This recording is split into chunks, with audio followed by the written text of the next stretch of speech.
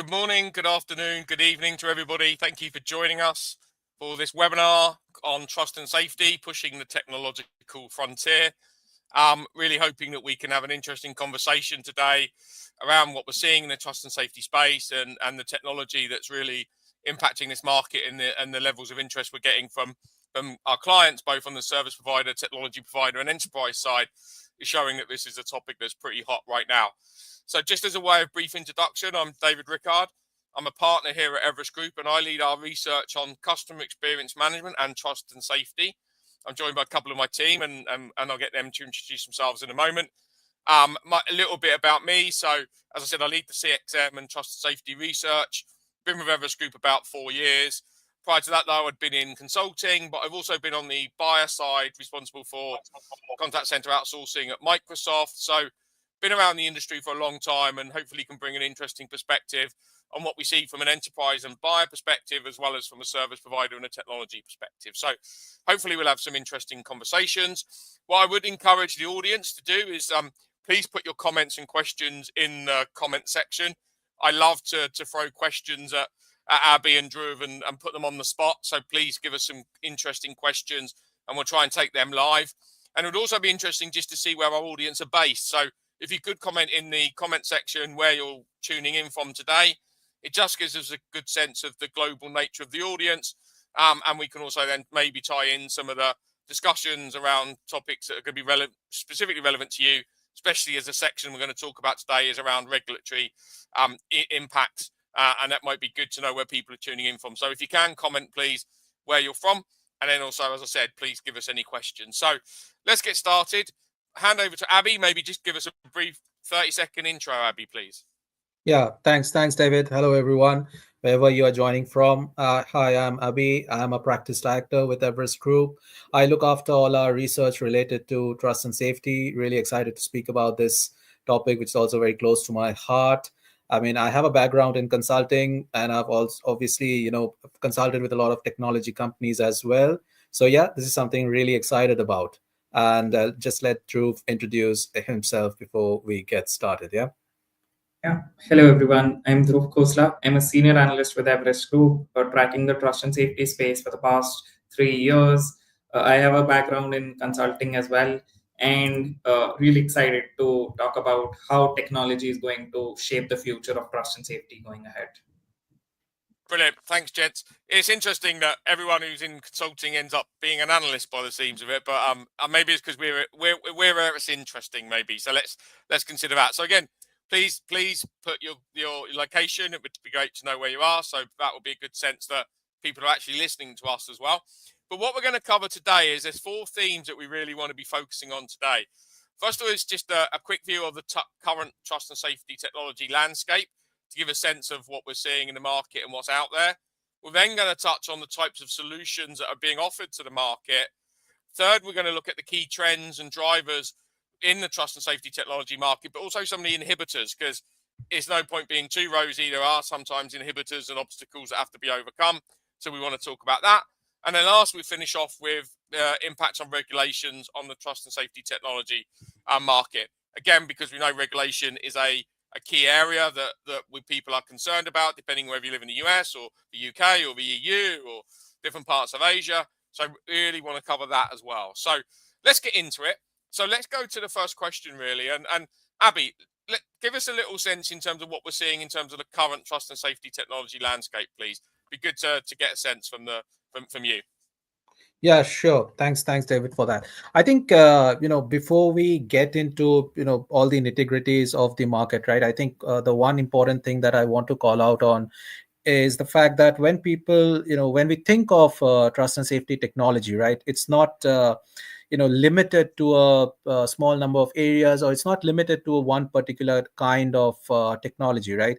So when we talk about trust and safety technology, actually there are like multiple areas that you can think of. So whether it's in terms of content moderation or content tagging, annotation for that matter, or threat and risk intelligence, deepfakes, I mean, you name it, there's probably a technology that is used to either automate or drive efficiencies, or maybe used as a scaling solution and whatnot. I think one of the other things that we also need to factor in is the fact that with the regulations that are coming in, in different areas or in different geographies, right? That has also provided a fillip for a lot of technologies. For example, I think the Online Safety Act. For the Online Safety Act, the Ofcom had actually uh, kind of listed down a few of the technologies that they would prefer, or rather, in terms of that, they want the different companies to maybe use, right? For example, in the area of age verification, right? So yeah, I mean, so when we look at the technology landscape in trust and safety, it covers like multiple different areas. And obviously, I mean, people tend to associate it with content moderation, but there are other areas as well, lots of them. And we see a lot of exciting things happening in different such areas. And the other thing is that when we talk of trust and safety technology, obviously, there are two different kinds of let's say logos that we see at play over here, right? One is obviously the technology that is that the enterprises have in-house, right? Sometimes they also provide some licensing around some of those off-the-shelf solutions, but largely a lot of that they have in-house. The likes of the Googles and Metas and the ByteDances of the world, they use a lot of in-house technology. But then on the other hand, we do have a lot of trust and safety technology providers, just as in any of the other areas, who are also doing great work in terms of providing automation solutions or providing cutting edge technologies to look at different areas of trust and safety. And the one other thing which I would call out, before we talk about the market a bit, is the fact that in trust and safety, when we talk about technology, it is not only in terms of the different areas within trust and safety, for example, like content moderation or data annotation and all, but it's also in terms of the kind of threat type or the egregious content that that technology can address. For example, you might have technology solutions for CSAM, child sexual abuse material, or for things like, say, deepfake detection, or for some other kinds of threats like terrorism or misinformation, for that matter, right?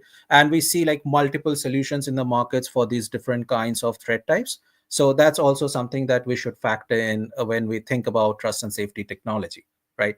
Yeah, so Uh, Abby, so I guess it's just so it's safe to say then that, I mean, most people will think trust and safety and immediately go to content moderation, and that will have its own technology stack. But there are different technologies for other parts of trust and safety. And I think it's really important to make that point, because some people are working in data annotation maybe as a specific area, and the technology that you're looking for there is not the same necessarily as this in content moderation. There may be some common technologies, but I think it's worthwhile just being clear that, I mean, trust and safety is broader than just, as you said at the beginning, content moderation. It's a lot more constituent parts. Okay. Yeah. No, absolutely, David.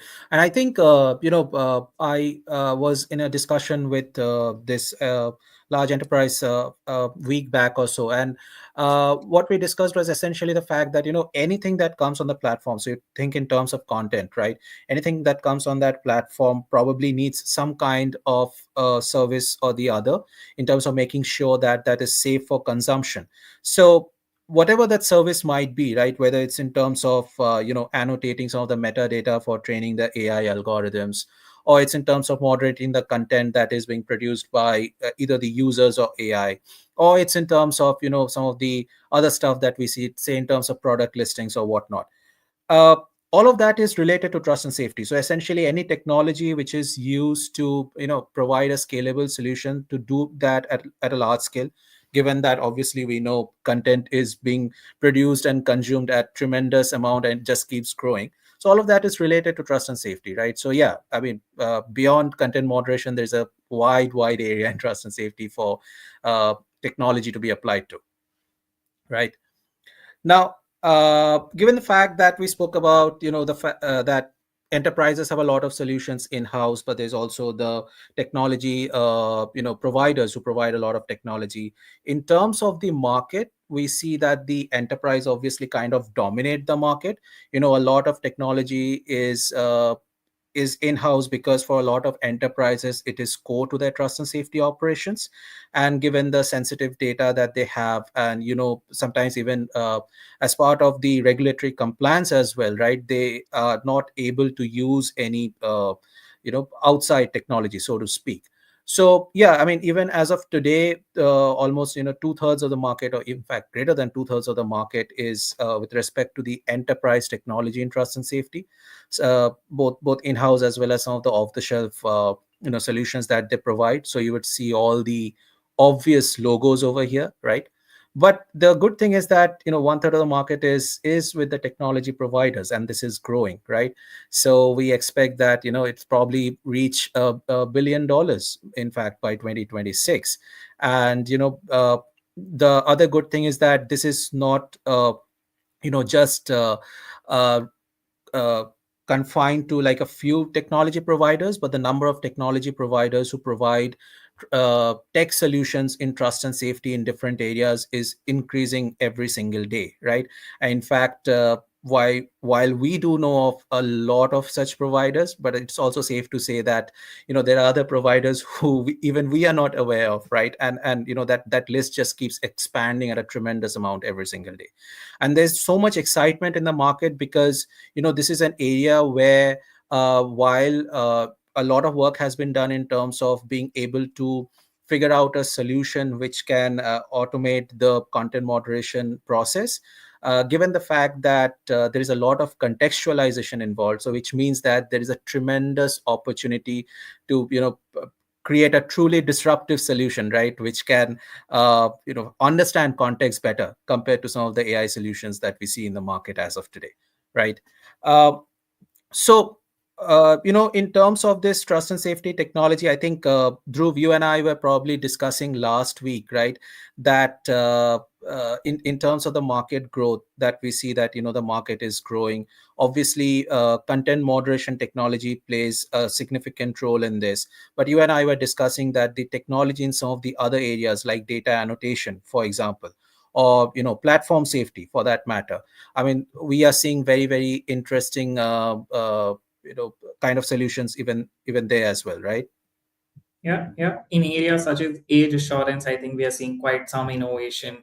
Then there are solutions that are coming up in risk and threat intelligence. So when we think about technology solution to the point that we are talking about, right? Content moderation is the obvious suspect. But at a broader scale, there are multiple other areas. Even within data annotation, we've seen a lot of greater efficiencies that have come into the being, and we believe that this will continue going ahead as we follow the market. Got it, fair enough.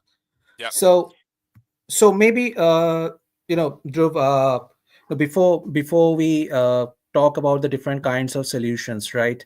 I think I it's important that we encourage some questions, because we don't want to end up where we are speaking for the entire 60 minutes, and just people just listen and then go go off for the day. So yeah, we would encourage a lot of questions. Please do bombard us, I would say, with all the questions or even comments that you may have. And in fact, you can even disagree with us, right? So please put them in the chat, and we'll be happy to take them up. Yep. Yeah, thanks, Abby. And what I would say is also, yeah, thanks to those who have put comments about where you are dialing in from. So we've got a couple of people, one being Mark, who I know pretty well from Florida. So welcome, Mark. And yeah, as we would say, please give us any questions that you can. I want to make sure that we can test Abby and Dhruv in terms of their knowledge, because it's getting to the end of our annual review process, and so it's a good test for me how much they know. If you throw some questions at them, that we can put them under pressure. So we've covered we've covered the sort of the current tech landscape. What are the type of solutions? There's no point just having technology if they're not actually driving solutions. So Abby or Drew, what's your view in terms of what are the types of solutions that are being offered to the market outside of just the pure tech? How are these coming together to make solutions? Yeah. So I think in terms of solutions to the point that Abhi was referring to, David, right? There are two schools of thought. One are product companies who are not only building their in-house solutions, but are now also making these solutions commercially available in the market. so you can go out and license some of these solutions. But at the end of the day, what ends up happening is that these solutions might not be accessible to all the players in the market. So we've seen a lot of times that small and medium sized businesses, once they've tried and build in solutions in house, they also want to go ahead and license third party solutions from different areas as well. So there's a big market for third party solutions here as well. And to the point that this is not only restricted to content moderation, we've seen across areas in platform safety, be it identifying bot or fake accounts. There's a tool and technology specific to that. Be it detection for CSAM content. We've seen players specific to that. Be it identifying how do gain efficiency and automatically annotate as well as label data and content, curate content. That is also something that we are seeing rising technology innovations in.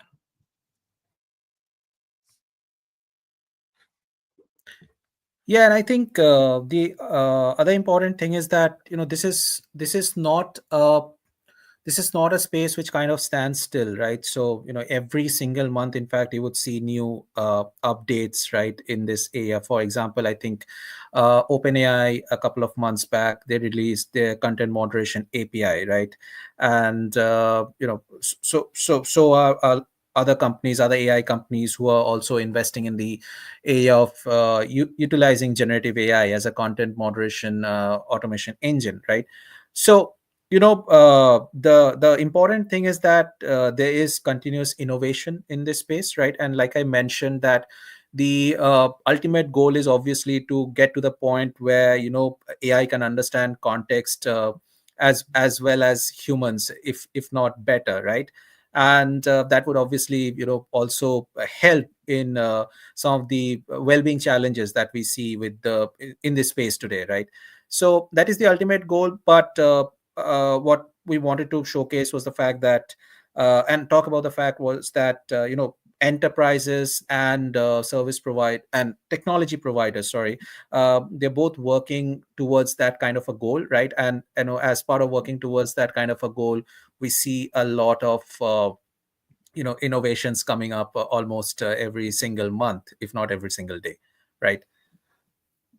Yeah, and just wanted to let Andrea know that we're covering some of the trends in just a couple of slides. So please hold on for a sec, and we'll get there for the trends that we are seeing specific to technology in trust and safety.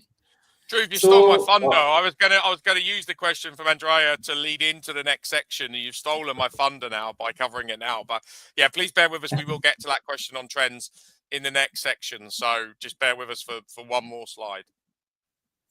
Yeah. So what we see in the market when we talk about third-party technology providers are essentially two types of solutions. One are those that are offering APIs, and the others are those that offer a platform-based offering.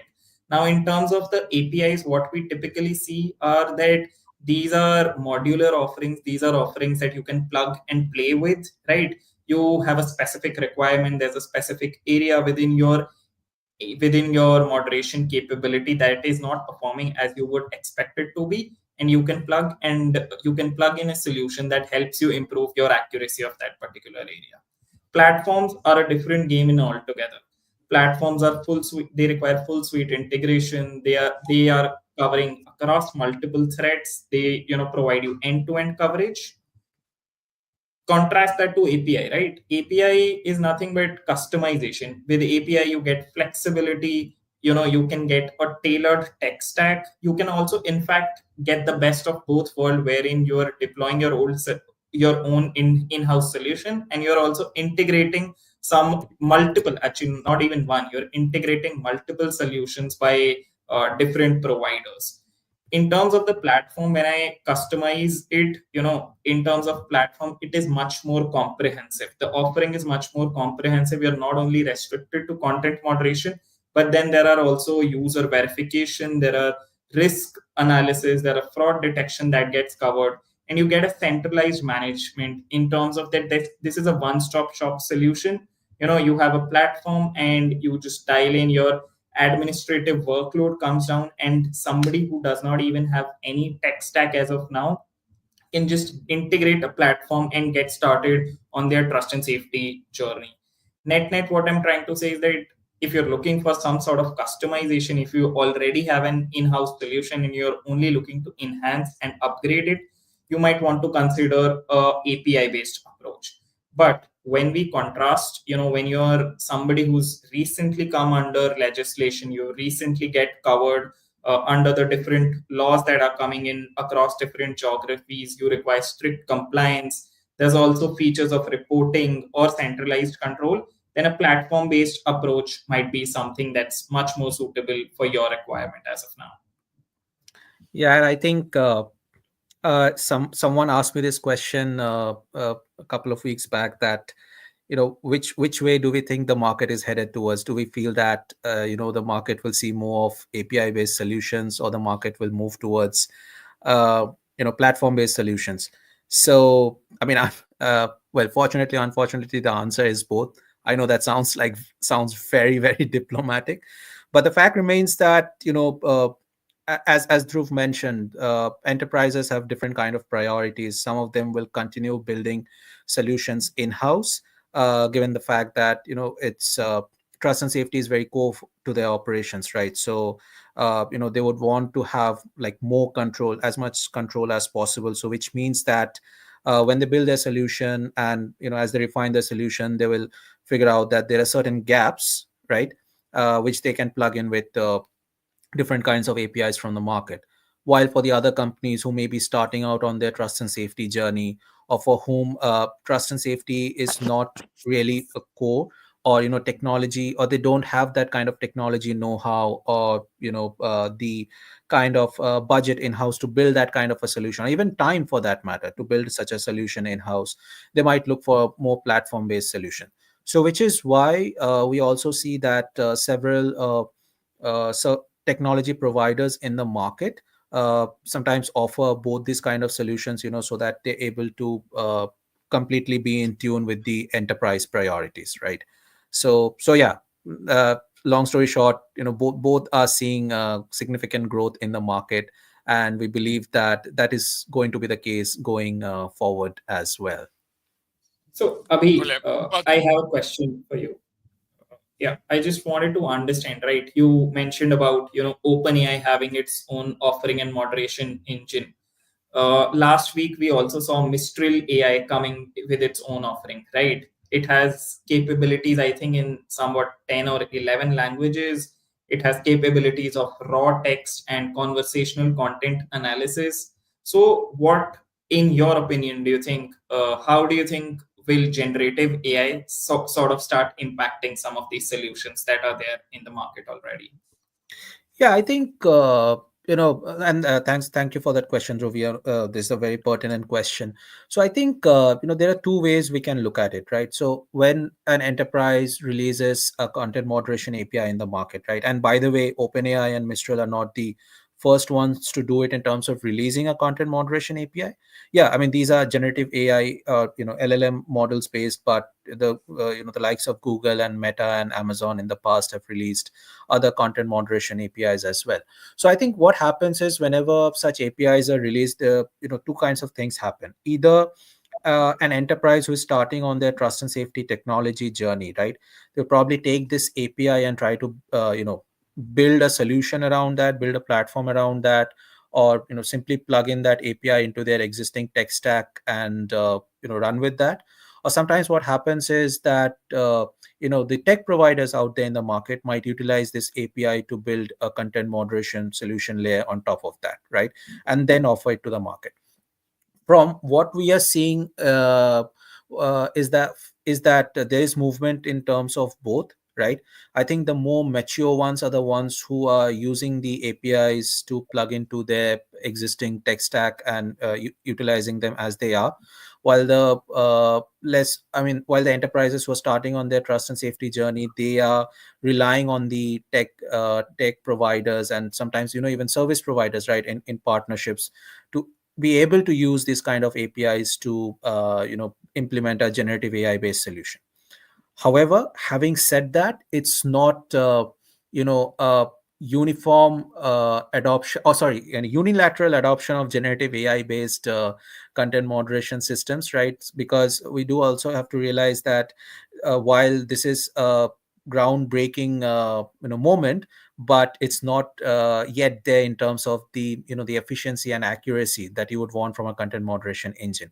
In fact, some of the existing content moderation engines which enterprises either have in-house or tech providers are providing are still more powerful than the generative AI based APIs, right?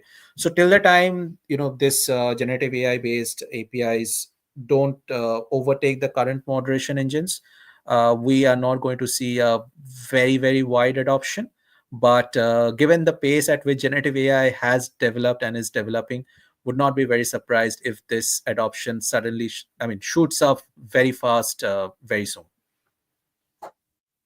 Great. So let's get to it then. We promised Andrea for a while that we'd get to it. So let's look at the next topic, which was around. So what are some of the key trends and drivers that we expect to see in the near future? And then also, as I say, let's talk about what some of the inhibitors are as well. But yeah, let's get into it. Let's share some of the trends. Yeah. So I think one of the first trends that we see in the trust and safety technology market is that market is still fragmented. Now, what do I mean by that? Don't get me wrong here. I'm not saying that there are not enough number of end-to-end content moderation solutions or enough number of solutions that provide you support in platform safety or in AI support services. But if you look at trust and safety as a whole and not these pieces, right? If you just sum up these pieces, the number of solutions in the market that provide you all three services, the number of solutions that provide you right from your data annotation to red teaming to prompt testing, right, to the fact content moderation, and then also ensuring your platform is safe from fake users. There's not children logging in as adults, or the fact that there are not enough frauds happening. Is there a solution? Are there enough number of solutions in the market that provide you all three services? The number of solutions as of now, at least in our view, are very limited, and hence what we've seen is that this market is existing in a big size, like we talked about the market size, but it is still quite fragmented in its own sense. And this actually leads to the second point, right? So last year we wrote one of our reports, the key takeaway report, where we talked about the fact that what we see was that the collaboration between tech vendors was very limited. However, I think it's quite heartening to see that over the past year, we've seen greater collaboration, greater co-innovation between tech vendors. Now, this collaboration is across players who are there in platform safety and review and compliance. And in a lot of cases, there are a lot of players between review and compliance who've come together as to strengthen each other's offering and go to the market as well. Another thing that these players have done is that to gain greater authenticity to their offering, they've started to partner with organizations such as the World Economic Forum, or they've started to partner with National Center for Missing and Exploited Child. So the growth of the partnership ecosystem is something that we're also seeing in the technology market. Of course, I think like any other conversation, a GenAI conversation that does not turn up in trust and safety or in any technology related conversation is going to be certainly surprising.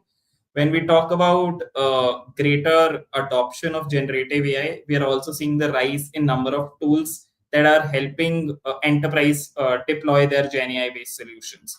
Now we are seeing there are greater number of players in terms of orchestration tooling. There are a number of players that are turning up and providing prompt management libraries, inference tools, jailbreaking tools, model evaluation tools. So you name a niche area within generative AI, and we have rising competition with the number of players that are hopping onto these services to help the enterprises in terms of their GenAI adoption as well. Last but not the least, I think another trend that we are witnessing in the market is the fact that as a lot of these technology vendors are maturing in terms of their offering, they're moving to a platform based approach. They're not staying restricted to only a single threat type or only a single coverage area language. They're trying to build a platform because that will not only provide scalability to their clients, but that would essentially make them much more comprehensive and would make them the partner of choice of a lot of these enterprise clients. They're providing deployment options that might be on premise, hybrid deployment options, or deployment when you can go ahead and deploy on cloud. And the fact that you can also integrate APIs of some of their competitors as well. So in terms of the nature of offering that we see that the number of players that are offering platform based offering in contrast to API based offerings, that number is rising quite at a decent pace. Yeah, I think the one other thing that I would probably call out, and if we did have a conversation earlier regarding agentic AI, the usage of agentic AI in CXM, given that agentic AI is almost I guess the new kid on the block, right? So given the fact that the true differentiation in agentic AI is you know is based on essentially what is the process that you could automate the fastest using AI agents.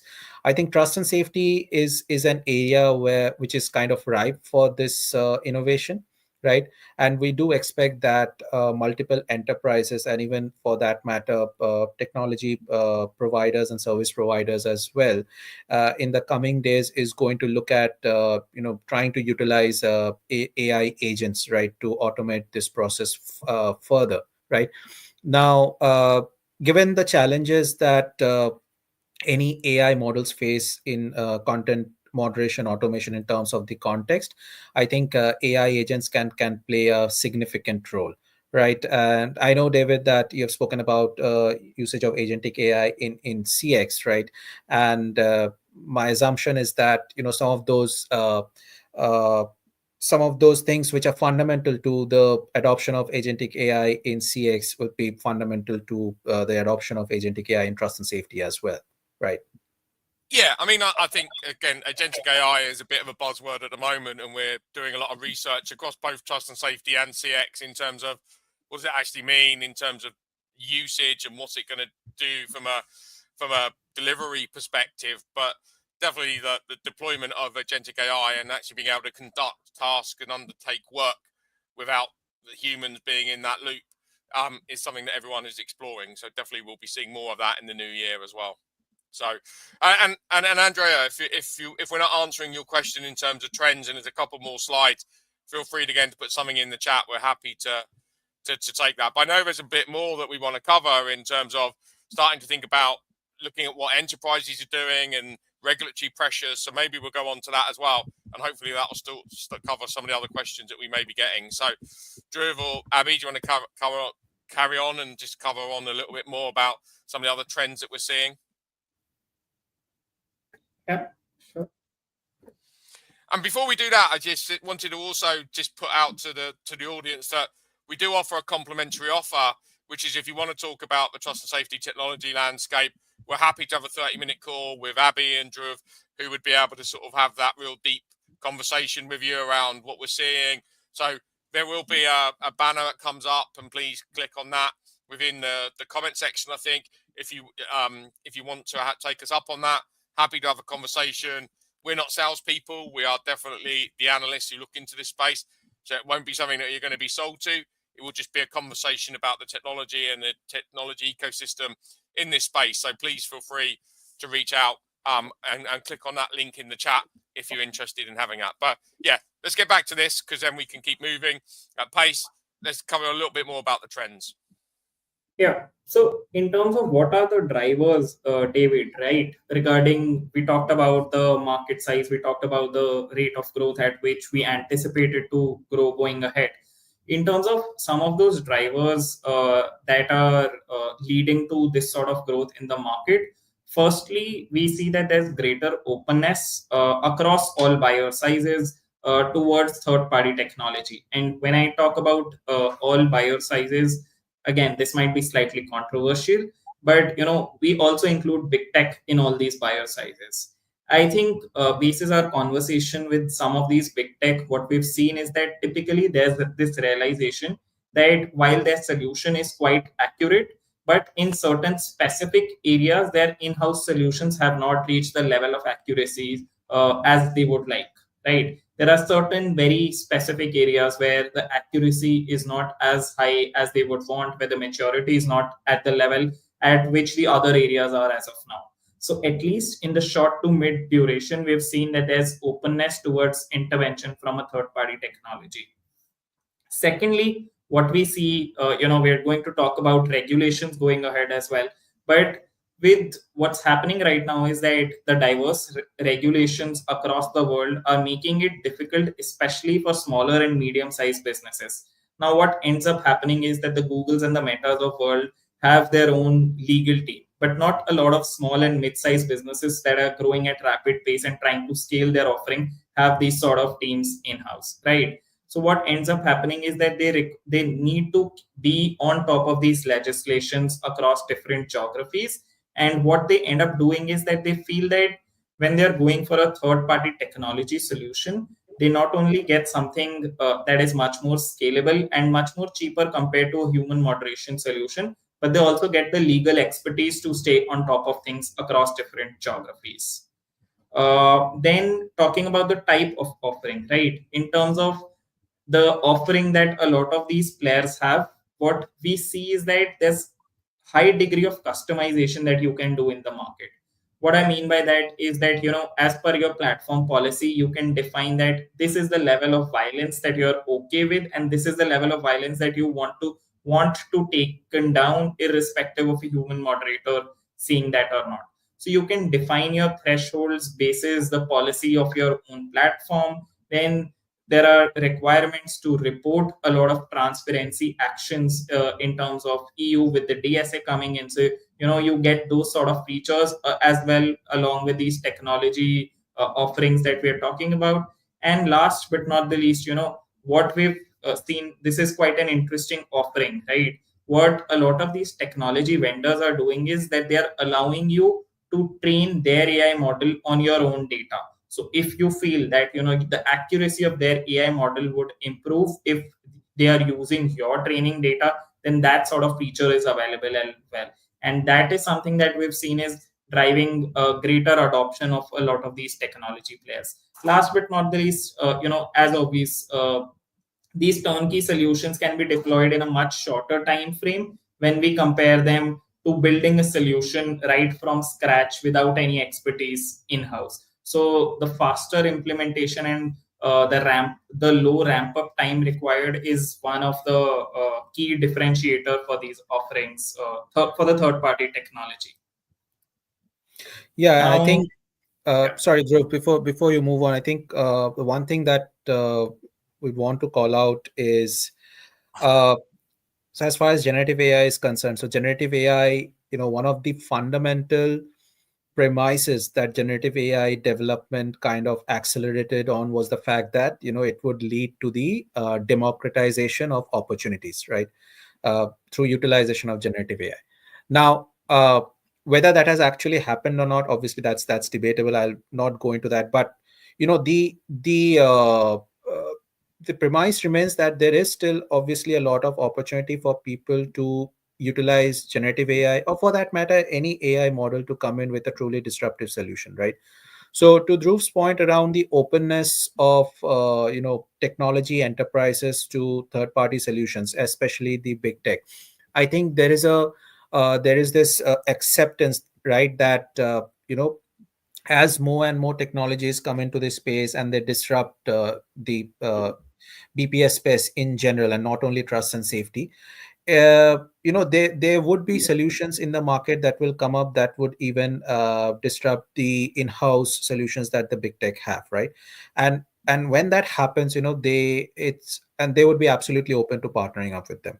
We have seen that happen in the past, right? I think the acquisition of Two Hat by Microsoft was one of the most celebrated examples of that.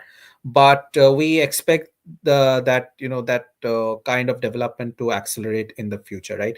It may not always be an acquisition, but there would be much more openness to partner up, right? So yeah, I think there are a lot of exciting opportunities, right? Even if some of them may not be absolutely visible right now, but actually in trust and safety, uh, as far as technology is concerned, it's ripe for disruption, and the space is just calling out for solutions which can almost yeah, I mean, disrupt the entire space completely, right? So Abby, you've painted a positive picture. Let's keep this moving and let's try and get through the next couple of Yeah. slides relatively quickly. So what about the headwinds? What are some of the obstacles or inhibitors that people will be facing? So let's quickly cover that, and then we get onto the really fun topic of regulation, which I'm sure people have been hanging on for. But yeah, let's cover the inhibitors first, and then we'll go from there. Yeah, sure, David. I mean, I don't really like the topic of inhibitors because I'm a positive person. I like to talk But you've got about. to be a realist. You've got to be a realist. There's you're never in I know. business. I've been doing this a long time now, and I'm a positive person too, but there is always obstacles you have to overcome. At least if you can see them coming, you can try and avoid them. Let's not do it in the dark. So, yeah, Yeah, let's talk about absolutely. them. At least let's warn people that they can start to consider them now. So let's shine a light on some of those inhibitors. Yeah. So I think to Abhi's point, right, the first challenge is from in-house technology in itself. So we talked about the fact that there is openness from even the technology players, but I think the broader sense of understanding is that in a lot of areas, they feel that the accuracy of their solutions is still higher than what is available in the market. So the challenge from in-house technologies still continues to be significant, right? Then in terms of another inhibitor is the rising competition. Now this competition is not only from the number of players that are coming in the technology space, right? There has been abundance of number of players that have come into this space and how they've tried to disrupt the technology offerings, but also the fact that we see a lot of service providers building in their in-house solutions. So we have seen service providers building solutions for fraud. Data annotation is one space that we've seen. Data annotation is one space where we've seen a lot of service providers build in their in-house captives, and hence there's a lot of competition that we are seeing in the market. To the point that Abhi was talking about, right? Agentic AI or generative AI. What we've seen is that with a lot of these startups, once they invested in their AI ML models, we saw the disruption with generative AI coming into being. And due to the funding winter, not a lot of them were able to successfully invest in a Gen AI based moderation engine of themselves. Now we're seeing the rise of agentic AI. So the market is constantly getting disrupted in terms of the type of technology as well as the base technology with which they have to build their solution upon, and that is acting as a key disruptor in the market as well. Then obviously I think there comes the fact of high costs. What ends up happening in a lot of trust and safety solutions, and this is more relevant for a platform based offering as well, is the fact that when we deploy these solutions, we require a longer time frame to demonstrate a positive ROI. Especially in small and medium sized businesses, this sort of becomes difficult to justify. This sort of cost and investment becomes difficult to justify if the return is coming after a couple of years, because your model gets improved with each time, each queue that comes in and you moderate, and the accuracy of your AI engine gets improved. There's a high upfront cost, and then that also needs to be supplemented by maintenance costs, and that sort of cost becomes difficult to justify in the long run. Last but not the least, I think, as with any other technology based deployment, we see concerns related to data privacy. Enterprises are not very comfortable with data moving out of their systems to technology of any other player in the market, and hence, if there are possible better solutions in the market where we see deployment of safer options where data privacy, data security concerns of enterprises get handled with, probably the adoption of a lot of these technology solutions will be much higher than it is right now in the market. Yeah, and I think the one other thing is that as they say that sometimes familiarity breeds contempt, but in this case, what happens is familiarity kind of you know because of familiarity, people essentially develop tunnel vision. So I think one of the most common questions that we have received from enterprises, I'll give you an example, is, you know so an enterprise reaches out and says that, hey, we use AWS as our cloud, right? So, and as part of that cloud solution, I can use AWS recognition maybe as one of the image moderation tools. So all of this works in perfect sync for me, and I've used AWS in the past. I'm really familiar with it. So, what is the incentive for me to go out and check another solution in the market, right? So I think from a technology provider perspective, when you're trying to market your value proposition, when you're having those conversations with the enterprises, it's very important to keep in mind that they are used to a certain way of working, right? So sometimes, it takes maybe different kinds of services, or different kinds of conversations, or to even kind of demonstrate the fact that they might actually get a better deal out of exploring some of the other options in the market. So sometimes it's about that mental barrier more than anything else, right? So that you'll have to break down. So yeah, those are the kind of barriers that exist as well. But yeah, I think a great solution with and one which can demonstrate good ROI for the enterprises obviously will always be attractive. Thanks, Abby. So I wanted to take this opportunity to sort of say that we're coming to the end. So we've got one more discussion topic, was around regulations. If you've got any questions, please get those in. The question around, are you going to get a copy of the recording? Yes, it will be made available.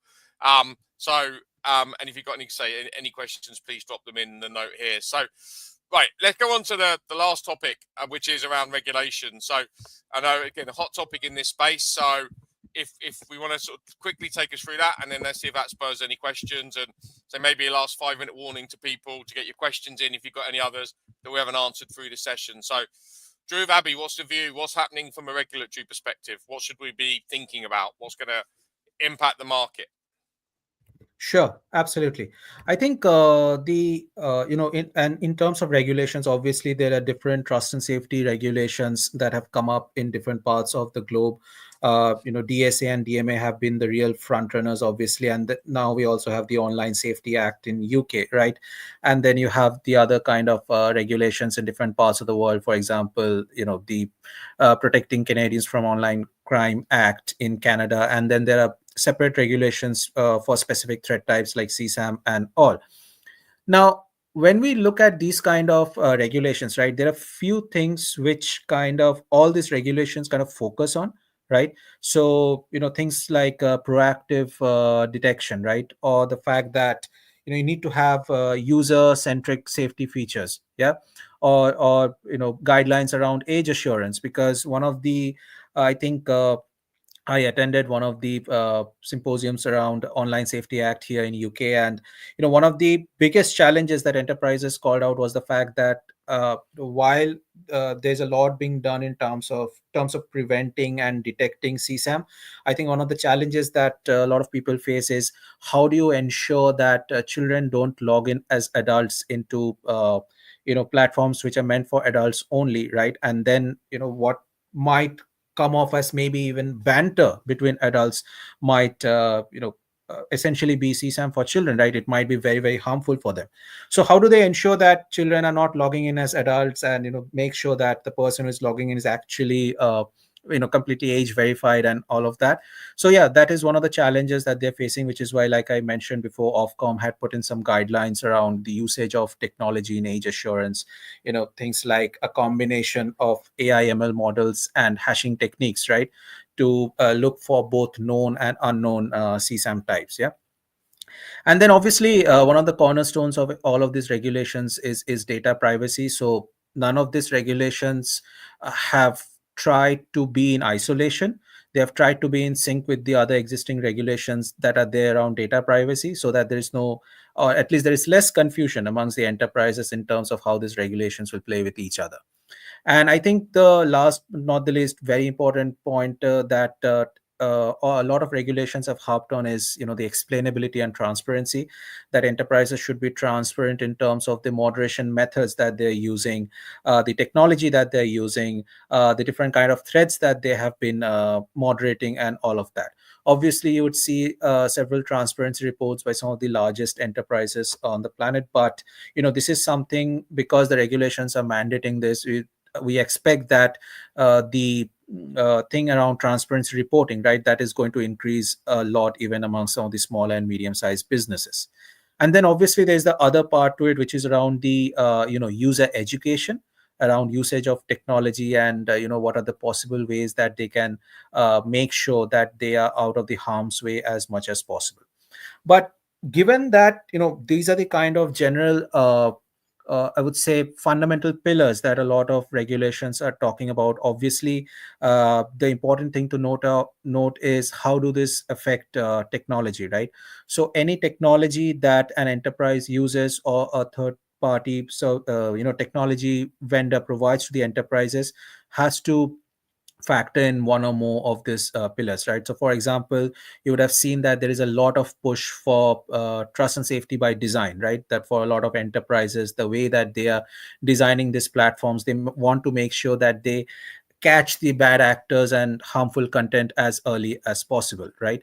And also, like I mentioned, around proactive detection, right? You would see a lot of classifiers and AI GC detection tools which can detect deepfakes, or content which is probably AI generated in cases where it should not be, right? So those kind of things are going to play an important role. Now, obviously, it's not new in terms of some of these features. A lot of the technology vendors have been trying to include this in their solutions for quite some time now.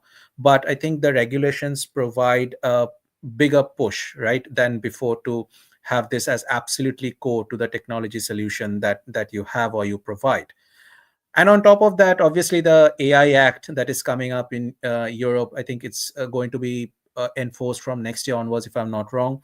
That will obviously mandate a whole host of transparency reporting and explainability from the enterprises as well, in terms of the AI models that they use.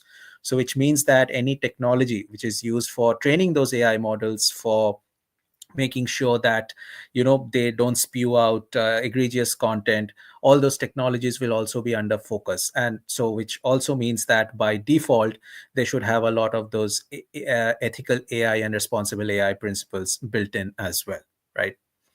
uh, Dhruv, I think when we talk about regulations in the past, and we have mentioned over here as well, we have spoken about the variations in regulations in different parts of the world, right?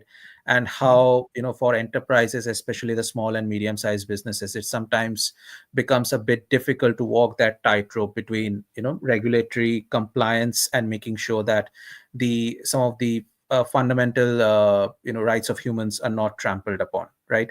uh, and you have spoken about how some of the tech providers are providing solutions for transparency reporting and all. But do you think that from the enterprise perspective, right, there is still an opportunity in terms of utilizing technology more for taking care of these specific variations in regulations? Or do you think that because there are variations in regulations, it will become even more tough to kind of choose what technology to use?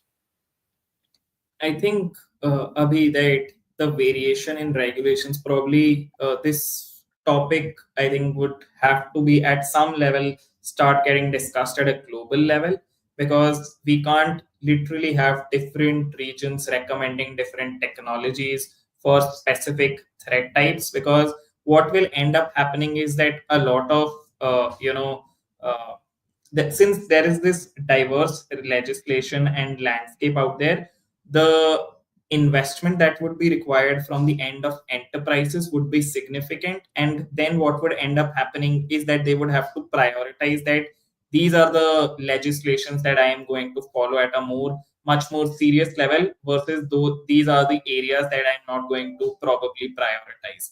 And that would do eventually more harm than good to the market. So probably I think if there is a global recommendation at a threat type level that these are the best practices that enterprise must make sure to follow irrespective of the geography, in a broader sense of thing, I think that would be a better take going ahead. Yeah, that makes sense. And I think it was also heartening to see when I, met other leaders during the Online Safety Act symposium in UK. It was heartening to see that there were folks from, government officials from other countries, right, who were thinking of implementing trust and safety regulations in their own countries. So they had come down, they wanted to engage in an active dialogue with the UK government as well, right, to kind of learn from each other and share notes. Because, yes, regulations might be different in different parts of the world, but like you mentioned, some of those fundamental pillars should remain the same, right? Otherwise, it essentially results in chaos. Yeah. Yeah. Brilliant. Well, thanks, gents. I think we can call it a day there and let people get on with their day and prepare for their next call. But just want to remind people of the complimentary offer that we have, that if you want to get 30 minutes with the team to talk about anything that we've covered today or any other areas relating to trust and safety, then please click in the link in the chat and we can get that set up for you. But yeah, thank you very much for your time. Thank you, Abby. Thank you, Drew, for all of your insights. My role really was just to keep us on track and let you guys talk about the stuff you're seeing. You're in it day in, day out. And so I appreciate you doing that. So thank you very much, everybody. Have a great rest of your day. And as we said, if you've got any interest in continuing the conversation, you can get in contact with us through LinkedIn or press on the link and you can follow up on the complimentary session. So have a good day, everybody. Yeah, thank you everyone for attending this session. And if you were not able to attend for whatever reason, yeah, we will be sharing a recording of this session after this. So please do have a look. And if you want to talk to us about anything on technology and trust and safety, please do reach out to us. We'd be happy to have a discussion. Thank you. Thank you.